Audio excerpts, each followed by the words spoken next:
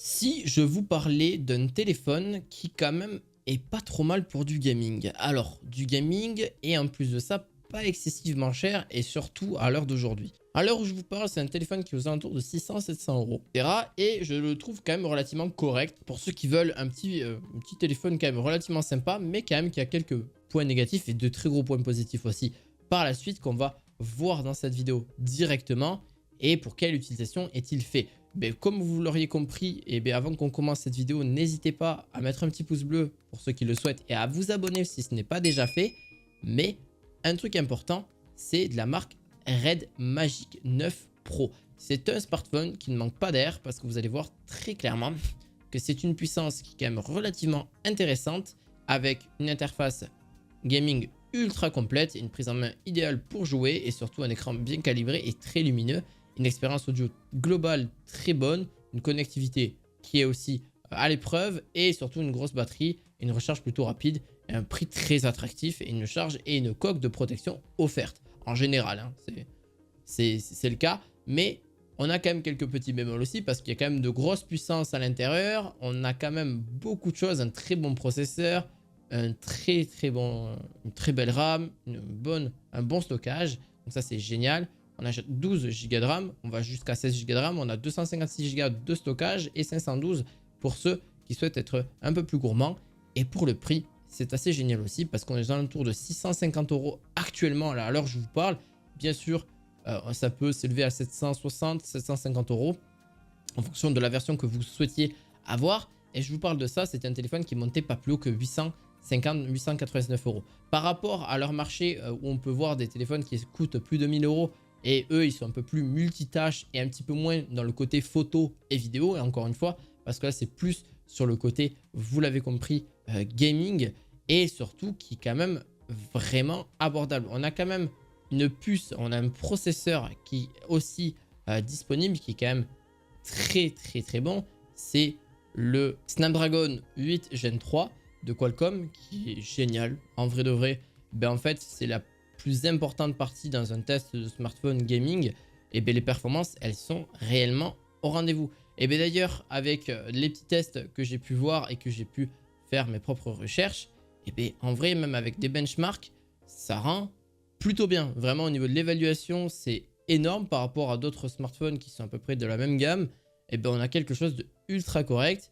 Et même avec la version 9.0.9 de Magic OS, qui est une version dont le but était juste de corriger quelques soucis de gestion thermique, etc. Et bien, si ZTE atteint son objectif, ça serait encore mieux. Mais avec le Red Magic 9 Pro, ça active automatiquement les ventilateurs qui sont à l'arrière. Et vous allez voir que ça apporte aussi son lot de surprises. Alors forcément, vous voyez, en jeu, ça reste quand même ultra correct. On fait marcher tous les jeux du moment sans aucun problème, sans aucun souci. On a une dalle d'écran qui est juste géniale, une autonomie quand même relativement très intéressante par rapport à ses concurrents.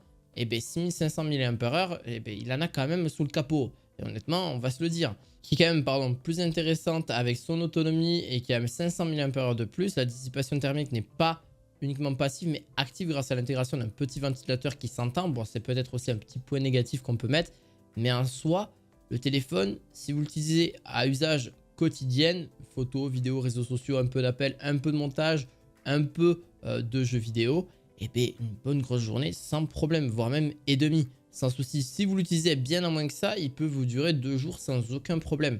Après, sur du jeu vidéo, on parlera plus sous 2 à 3 heures de jeu en continu avant de passer à la case recharge. La case recharge, eh bien, la puissance est acceptée par le téléphone est de 80 watts. Donc le chargeur fourni est fourni d'ailleurs dans la boîte. Donc si vous avez besoin d'un deuxième chargeur, le téléphone est compatible avec le Power Delivery 3.0. Donc le chargeur fourni dans la boîte se recharge entièrement en moins de 42 minutes. Donc ce qui est juste phénoménal, hein, juste pour prendre en compte. Donc quoi, en 40 minutes, vous avez rechargé votre téléphone. Hein. Donc honnêtement, c'est quand même bien costaud. Bien évidemment, il faut avoir tous les accessoires pour que ça puisse charger en 80 watts. Au niveau audio, c'est aussi une partie importante dans le côté gaming. D'ailleurs, vous retrouverez ce téléphone en description de vidéo pour ceux qui le souhaitent. Et en vrai, il a tous les atouts qui permettent aussi d'être ultra performant, ultra qualitatif et qui permet d'avoir aussi de bonnes nouvelles au niveau audio. Donc c'est un smartphone qui est gaming, la partie audio est bien soignée et surtout que ils ont pris en compte tout cela pour éviter en fait les problèmes qu'on n'entend pas bien, quelqu'un qui tire à côté avec PUBG ou ce que vous voulez comme jeu. Il y a plein de jeux, il y a du Call of, etc. Et c'est quand même sympa de bien l'entendre, surtout dans ces choses-là. On a aussi un jack qui est disponible pour ceux qui le souhaitent, ou alors passer par le Bluetooth, c'est pas mal aussi, mais c'est vrai que le côté jack a un petit pour éviter la latence. Alors, ce qu'il s'agit de photos, c'est pas le plus exceptionnel parce qu'il ne met pas l'accent sur cet exercice-là, mais il a quand même une touche un petit peu Samsung, un module ultra grand angle assez petit, mais également signé Samsung grâce à un module macro. On se croirait en fait dans un ROG Phone, mais cette comparaison n'est d'ailleurs pas anodine parce qu'en fait, il est souvent pointé du doigt car cette faiblesse dans le smartphone gaming d'Asus, ici nous serons plus conciliants parce qu'en fait le Red Magic 9 Pro est tout de même vendu à entre 300 et 400 euros moins cher que certains de leurs équipements qui peuvent vendre justement à plus de 1000 euros en général. Donc vous voyez, c'est quand même relativement sympa. Bon, ça reste ultra correct pour de la vidéo et de la photo. En vrai, honnêtement, je vous le dis, on peut voir les différences. Il faut être honnête aussi par rapport à des smartphones comme type iPhone ou Samsung. Mais là, c'est pas vraiment le sujet recherché, mais ça fera largement le travail, encore une fois. Et ça, pour beaucoup, ça peut vraiment être suffisant pour ce genre de téléphone. Alors, oui, qu'est-ce que j'en pense? C'est qu'il a aussi un côté moins, c'est surtout la gestion de la chaleur qui est quand même relativement encore un peu imparfaite. C'est pas la version la plus exceptionnelle. Une autonomie qui aurait pu être peut-être un peu meilleure.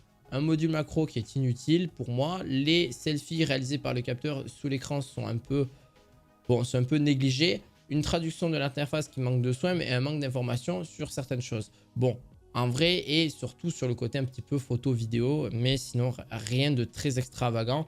En vrai, c'est un téléphone quand même relativement correct pour un prix quand même plutôt accessible à un grand nombre de personnes, surtout avec le Snapdragon 8 génération 3.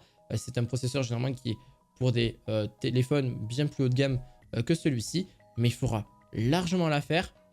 Si je vous parle aussi du taux de rafraîchissement, aussi au niveau de l'écran, parce que pour beaucoup, ça risque de vous poser cette question, vous inquiétez pas, on est quand même sur un taux de rafraîchissement très élevé et qui sera largement accueillir l'interface et tout le nécessaire pour le jeu vidéo. Ça aussi, je pense que ça va être quelque chose qui va beaucoup m'être demandé. Vous inquiétez pas, il y a aussi le nécessaire au niveau de celui-ci. J'espère en tout cas que cette vidéo vous aura plu. N'hésitez pas à me dire ce que vous en avez pensé. Si vous avez des questions, je serai ravi d'y répondre. Et si j'ai oublié certains détails, n'hésitez pas à me le dire aussi. On se dit à très bientôt pour de nouveaux objets high-tech. À la prochaine. Ciao, ciao.